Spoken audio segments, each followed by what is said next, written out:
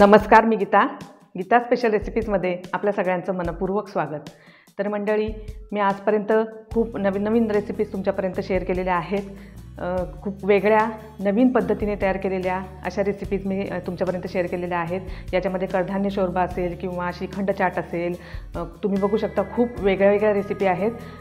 त्याच प्रकारे मी आज तुम्हाला करून दाखवणार आहे रताळ्याचे स्टफ कटलेट। ही नवीन रेसिपी आहे।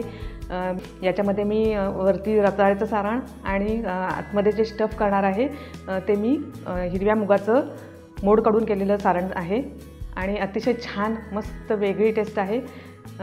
मंडळी, तुम्हाला माझ्या रेसिपीचे व्हिडिओ आवडत असतील तर माझ्या चॅनेलला नक्की सबस्क्राईब करा। तर आता आपण लगेचच बघूया रताळ्याचे स्टफ कटलेट कसे करायचे। रताळ्याच्या स्टफ कटलेटसाठी मी इथे 4 ते 5 रताळी उकडून घेतलेली आहेत आणि सोलून घेतलेली आहेत।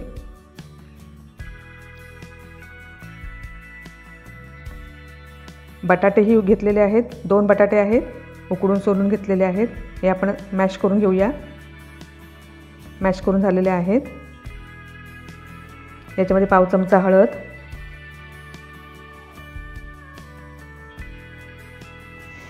1 चमचा तिखट,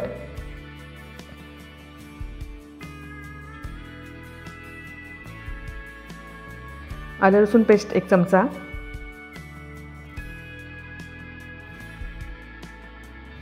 ब्रेड क्रम्स आपण घालणार आहोत। साधारण 3 चमचे मी इथं ब्रेड क्रम्स घालणार आहे। जर आपल्याला कमी वाटले तर आपण पुन्हा घालायचे, कारण आपली पारी ही व्यवस्थित झाली पाहिजे। सर्व छान मिक्स करून घेऊया।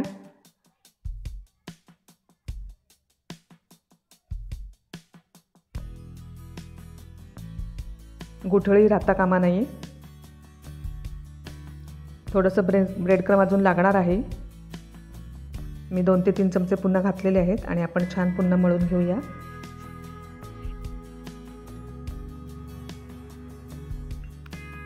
हे आपलं पारीसाठीचं पीठ तयार झालेलं आहे।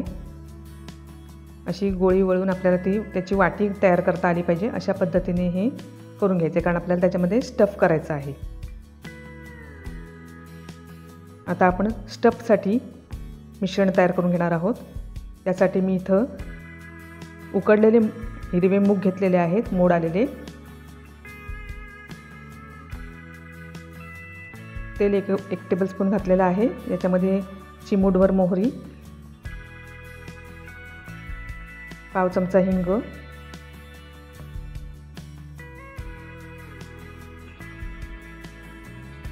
जिरं, आलं लसूण पेस्ट अर्धा चमचा, परतून घेऊया।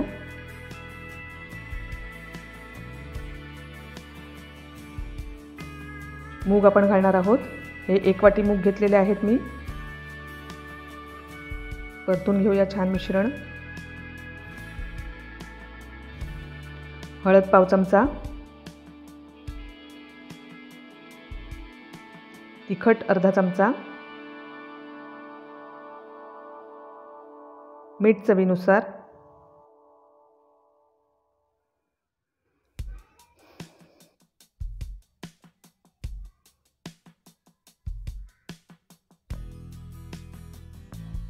कोथिंबीर टाकूया। आपलं स्टफचं मिश्रण तयार झालेलं आहे। आता हे मी छान बारीक करून घेणार आहे। हे अशा पद्धतीने करून घ्यायचं आहे।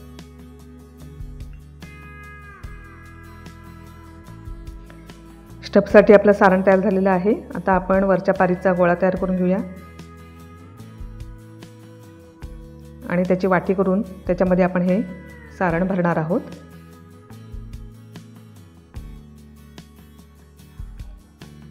अतिशय छान टेस्ट आहे या कटलेटला। खूप वेगळी टेस्ट आहे, कारण आपण रताळ्याची पारी केलेली आहे। त्याचा गोडवा आहे पारीला आणि याच्यामध्ये आपण हे मुगाचं मिश्रण भरणार आहोत। सर्वार्थाने पौष्टिक अशी ही रेसिपी आहे।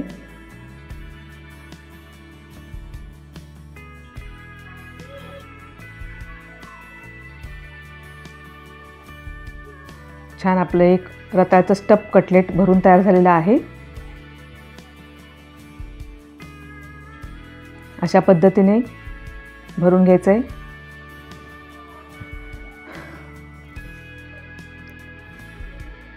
बाकीचे कटलेट मी तयार करून घेते।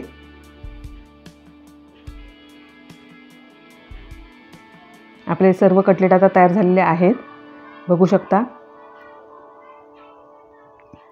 आता हे मी डीप फ्राय करून घेणार आहे। तेल तापवलेलं आहे। तेल तापवून ते मध्यम गॅसवर आपण रताळ्याचे कटलेट छान फ्राय करून घेणार आहोत। तुम्ही शॅलो फ्राय करू शकता।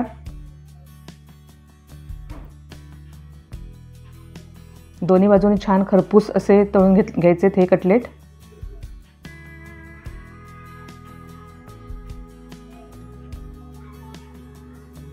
दोन्ही बाजूनी छान तळून घेऊया।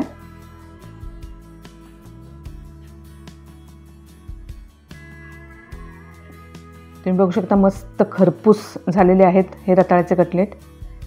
अतिशय छान मस्त टेस्ट आहे।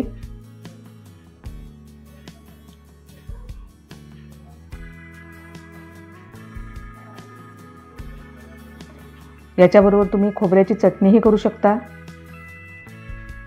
पण मी हे आज सॉस बरोबर सर्व करणार आहे। नुसते खाल्ले तरी सुद्धा खूप छान टेस्ट आहे।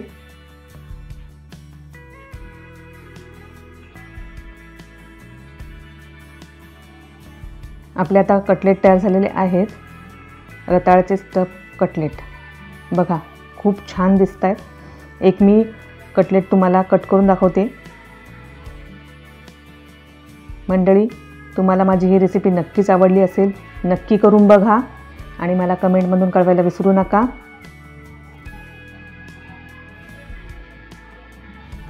बघू शकता किती सुंदर दिसत आहेत आणि टेस्टही खूप छान आहे। चला तर मंडळी, भेटूया पुन्हा माझ्या नवीन स्पेशल रेसिपीसह गीताज स्पेशल रेसिपीजमध्ये। धन्यवाद।